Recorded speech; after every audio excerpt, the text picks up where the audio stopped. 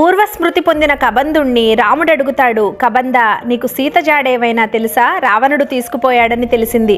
ఎటువైపు తీసుకువెళ్ళాడు? సీత ఎక్కడుందో నువ్వు చెప్పగలవా అని అడుగుతాడు. కబంధుడు రాముడికి నమస్కరించి, రామ, ముందు నా దేహాన్ని కాల్చేయి, అప్పుడే నేను నా శక్తులన్నీ తిరిగి పొందగలను. భవిష్యత్తులో జరగబోయేవి కూడా నేను చెప్పగలను. సీత ఎక్కడుందో నేను ఖచ్చితంగా చెప్పగలను. ముందు నా దేహాన్ని కాల్చి నాకు అగ్ని సంస్కారం చెయ్యి అని రాముణ్ణి వేడుకుంటాడు కబంధుడు. రాముడు కబంధుడు దేహాన్ని దహనం చేయగానే ఆ అగ్ని నుంచి ఒక దివ్య రూపం బయటికి వచ్చి కబంధుడు మాట్లాడుతున్నాడు. రామ, సీత రావణుడి చెరలో అశోకవనంలో ఉంది.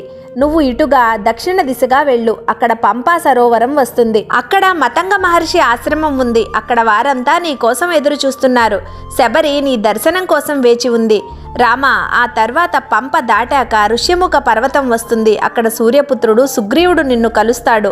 అతను ధర్మాత్ముడు. మీ మైత్రి జరుగుతుంది. నువ్వు సీతను తప్పకుండా కలుస్తావు అని చెప్పి కబంధుడు రాముడికి నమస్కరించి దివ్యలోకాలకు వెళ్ళిపోతాడు. రామలక్ష్మణులు కబంధుడు చెప్పిన దారి వెంట దక్షిణ దిశగా వెళ్లి పంపా సరోవరం దగ్గరున్న మతంగ మహర్షి ఆశ్రమం చేరుతారు. అక్కడ శబరి ఉంటుంది. శబరి వృద్ధురాలు, మతంగ మహర్షి శిష్యురాలు. ఆమెకు గురువు మతంగ మహర్షి చెప్తారు, నువ్వు ఇక్కడే తపస్సు చేస్తూ ఉండు, రామదర్శనం నీకు కలుగుతుంది అని.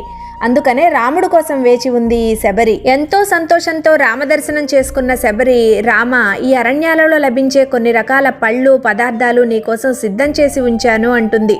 రాముడు దానికేమీ బదులు పలకడు గాని శబరితో ఇలా అంటాడు, ఓ తపోధనురాలా శబరి, నీకు ఏ ఆటంకము లేకుండా నిర్విఘ్నంగా నీ సాధన జరుగుతుందా?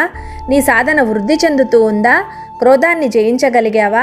ఆహార నియమాలు పాటించగలుగుతున్నావా అని అడుగుతాడు. శబరి అందుకు సమాధానంగా, రామ, తపో వృద్ధి కాదు, తపో ఫలం అందిపోయింది నాకు నీ దర్శనంతో అని ఎదురుగా కూర్చున్న రాముడి పాదాలకు నమస్కరించి పూజిస్తుంది. రామదర్శనం చేసుకున్న శబరి తనంతట తనే అగ్నిని స్థాపించుకుని ఆ అగ్నిలోకి ప్రవేశిస్తుంది. రాముణ్ణి చూస్తూ ఉంటుంది. దేహం కాలిపోతుంది, ధ్యాస మాత్రం రాముడి మీదే ఉంది. అలా శబరి దేహం అగ్నిలో భస్మమై రామలక్ష్మణులు చూస్తుండగానే ఒక యవ్వనవతి రూపం పొంది శబరి పుణ్యలోకాలకు వెళ్ళిపోతుంది. ఇక్కడ మనం శబరి ఎంతో భక్తితో రాముడికి ఎంగిలి పళ్లను సమర్పించడం విన్నాం కదా, అది వాల్మీకి రామాయణంలో లేదు, పద్మపురాణంలో ఉంది. అక్కడి నుంచి రామదాసు గారు తీసుకుని ఆయన కీర్తనల్లో అద్భుతంగా భక్తిని పండించడం జరిగింది.